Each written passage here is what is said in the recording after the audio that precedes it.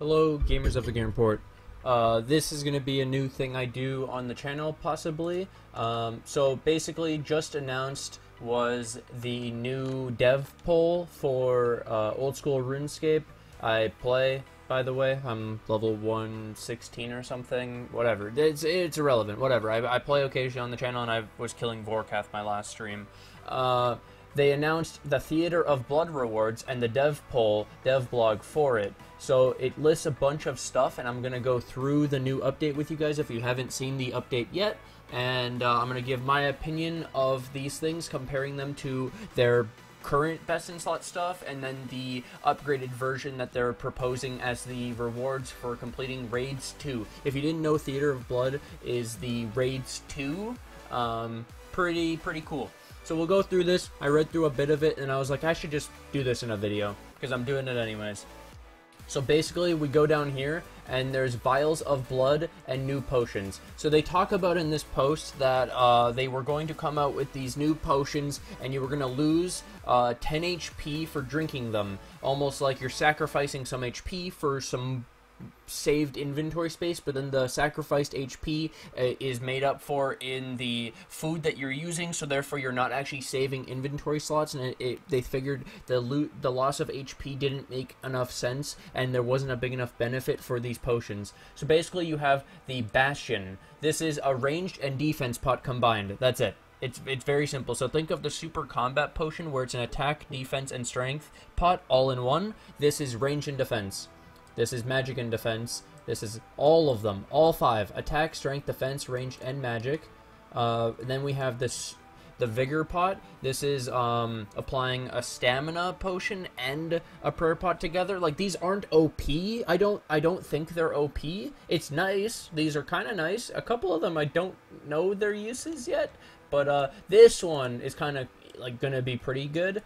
Prayer 7 plus the normal 25%, so normal prayer pot, but then you get an extra 6 prayer points over 30 seconds at the rate of 1 per 5. So that's great. We haven't seen like something better than the regular restores and Sanfu serums or whatever since. So this is a cool thing. This is going to be kind of great, and I don't think these are OP, so I agree. These should be in the game. Infernal Offender. So basically, it was saying here that you would add an Infernal Hilt to a Dragon Defender, and the Infernal Hilt would be from the final boss in the dungeon. And so I compared the stats, so you can see 27, 26, 25, and then 8, okay? The Dragon Defender currently is 25, 24, 23, so this is only 2 higher in each category, and then 2 higher strength. Not OP, but a nice reward. Definitely best in slot offensive shield, other than like Dragon Fire Shield for the strength bonus as well. Is this gonna be actually higher? It is higher. Awesome. Okay, and then we have this, the Judgement Prayer Scroll. This is going to require 85 prayer, and then it is unlocked via a tradable scroll, so this is just like Rigor and Augury. Use of the prayer boosts melee attack by 10%, but lowers your own defense by 50. While Judgement is active, 1/6 of the user's prayer is drained per damage dealt. So you hit a 10, or okay, you hit a 6, it drains 1. Use of Judgement stacks with combat prayer such as Piety, but as it is an overhead prayer, it cannot be used with similar prayer such as Protect from melee. Wow. That's interesting. So you can't use protection prayers, and you've lowered your defense by a half, and this only applies to melee, so you can't safe spot unless you're using like a halberd or something.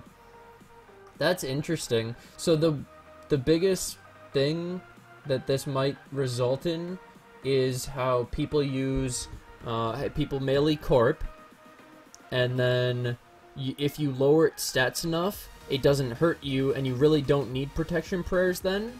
And so upgrading your melee attack by 10% is pretty big.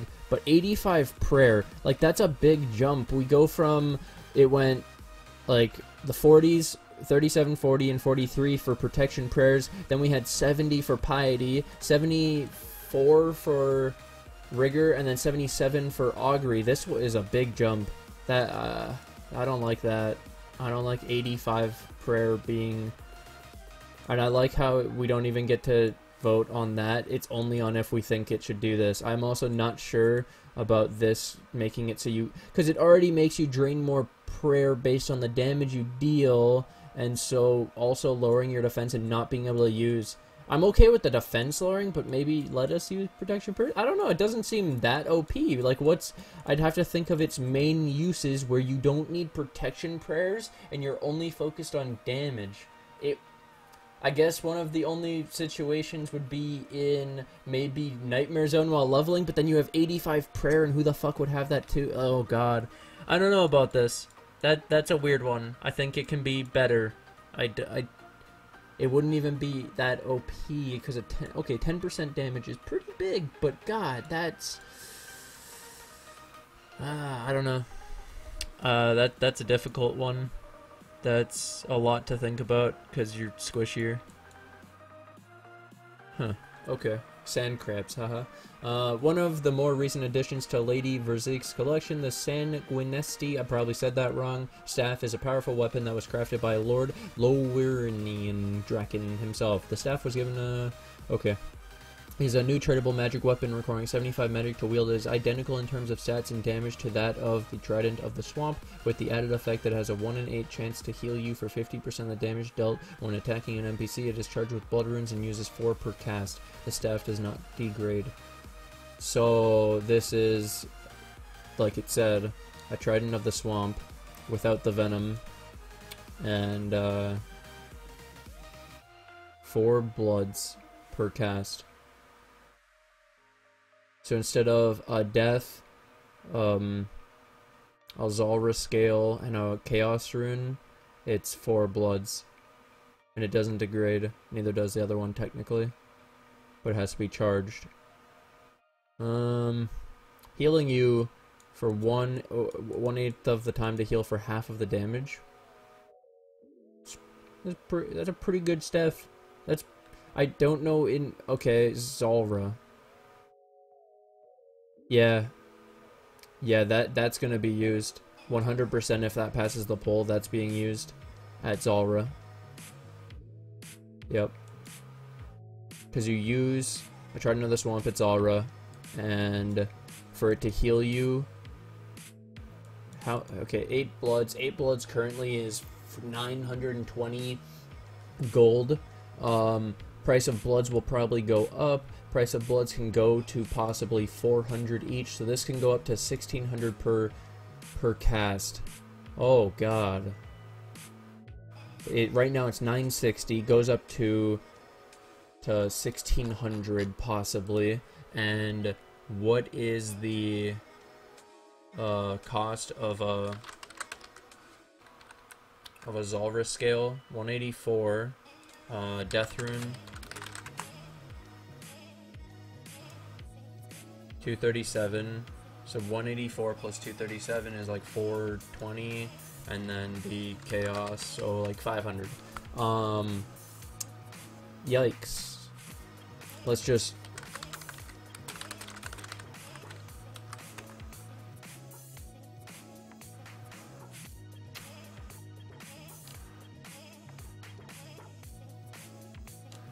it's the same stats, right? That's what it said? Yeah, it's the exact same stats, except it doesn't have -4 range. I don't even know why that's relevant anyways. 4 attack rate 4, is that what it was on the other one? Yeah, charged. Attack rate 6. Wait, is it attack faster?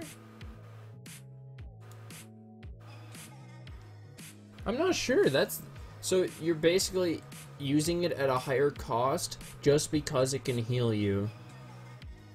That's like double though. 960 from 500. That's double the cost.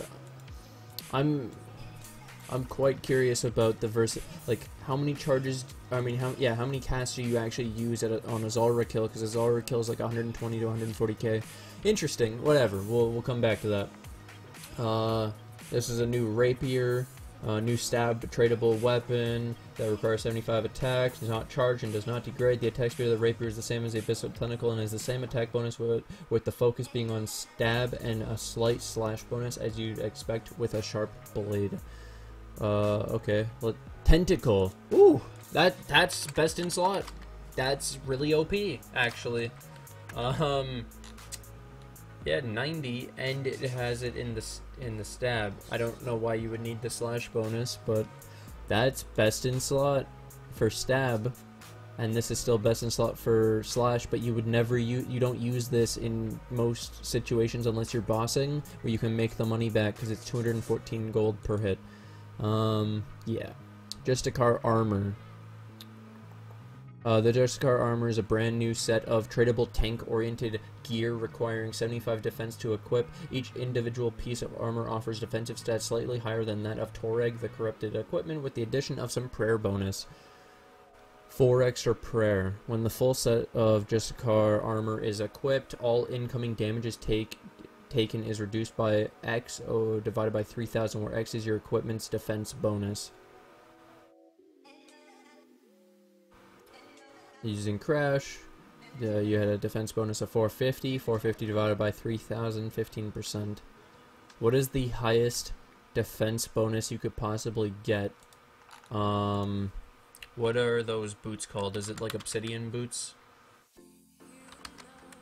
No, they're not called obsidian boots. They're called granite boots. I don't know.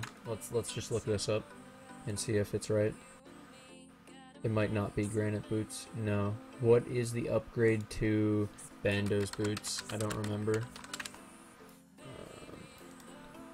Important. Very important. Can be combined with the black tourmaline guardian boots. Here we go. Here we go. So these are the best defensive boots in the game, right? This will also... Will this work against... No, because the mage defenses is reduced by... Yo, can you get a negative number so that mage will shit on you? It'll increase the damage. This is damage reduction, by the way, not an accuracy thing. This is actually just lowering the max hit of things against you. So that's really good, and that makes some defense stuff really crazy. Let's look up the Din's Bulwark, because this might actually have a use then for super tank. Like, you will actually be a super tank. Look at... Oh my god. Super tank. Oh my god. Okay. Well, that's pretty cool. Let's just look at the highest one. So it's 60... Let's look at ranged. Actually, yeah, okay. 67, so 209, and then 311, plus... Wait, was this actually done with Din's Bulwark in mind? That's funny. Okay, yeah, it's like 15% damage reduction. Vampyrium Vambraces are a new tradable ranged hand slot item that require 75 range and defense to equip. Due to their age, when you first obtain them, they are broken and require pairing. This is done by combining them with a pair of ranger gloves, just as the Pegasian crystal is combined with a pair of ranger boots to create the Pegasian boots.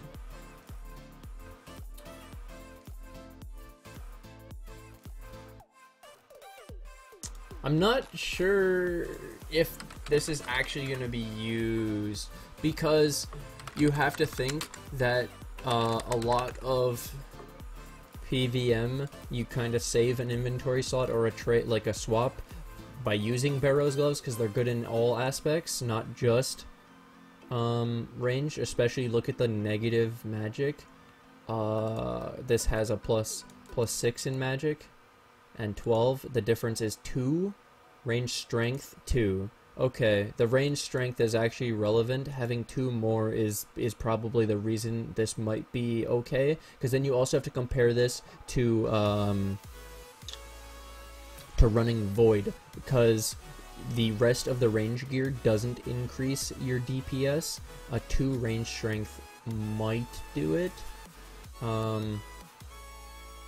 Yeah, we'll see. That's interesting though. Ranger gloves. I didn't even know those were a thing. What the heck? Yeah, I guess. Yeah, Piers use this, I guess. 40 ranged and no defense. Yeah, so Piers. Okay. Does this have a defense? So no Piers.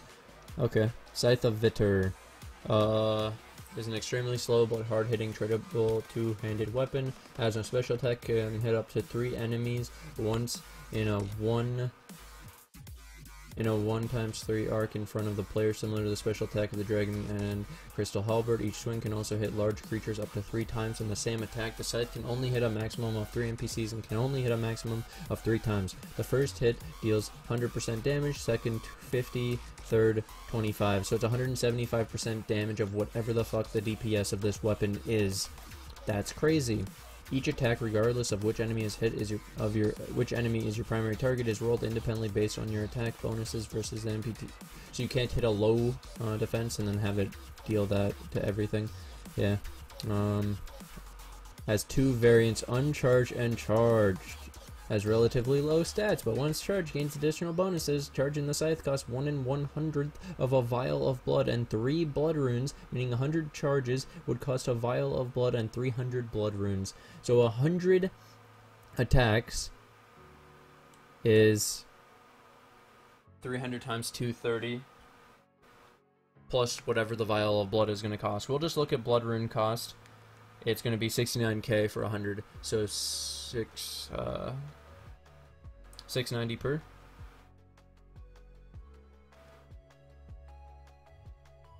Well, it's 3 per, so 2. Yeah, 690.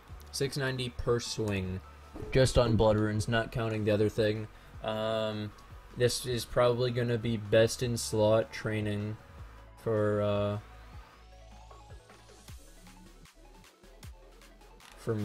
melee stats. I wish I could see its attack styles to see if it's a controlled attack, so that you can't train strength first, etc. Because then it won't be the best thing to train strength or to train in general. Actually, it'll only be used in certain situations. It might be the 175% with that kind of attack. Yeah, that's crazy for training. It might be better than Darok's. What is this? The Sinhaza Shroud is an entirely cosmetic cape. It's possible to change the appearance after completing. Ooh, that's cool. Alright, I like that. Why not? Cosmetic stuff. This is interesting.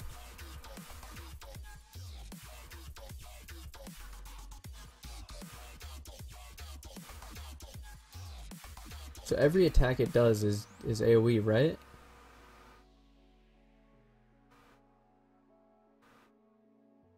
Like, it can hit 3, as in, if there are 3, it will hit 3. But if there is 1, it hits 1, right? That's pretty much what I'm assuming here. Okay. So, yeah, there's gonna have to be some stats done on this stuff. But, overall, I kinda like it. I'm not sure where you would use the tank gear. Seems pretty cool, though. Because it's just a helmet, chestplate, and leggings, so pretty good. Doesn't interfere too much with your gear. Like Dark Crabfishers with Justiciar armor and Din's Bulwark, lol. Try to kill me while I'm doing my chins, haha, my black chins. It's funny. Hope you guys have enjoyed, though. There's some cool stuff. I'm looking forward to Theater of Blood more and more as they continue to announce and do dev blogs and polls. I hope you guys can leave some comments in the comment section below of your opinions on each thing and what you guys think compared to what I said about them. I think the costs of some of these things are going to be very high on the blood runes, and I think blood runes prices might go up because of this. But we'll see. I hope you guys have enjoyed, and I'll catch you guys later.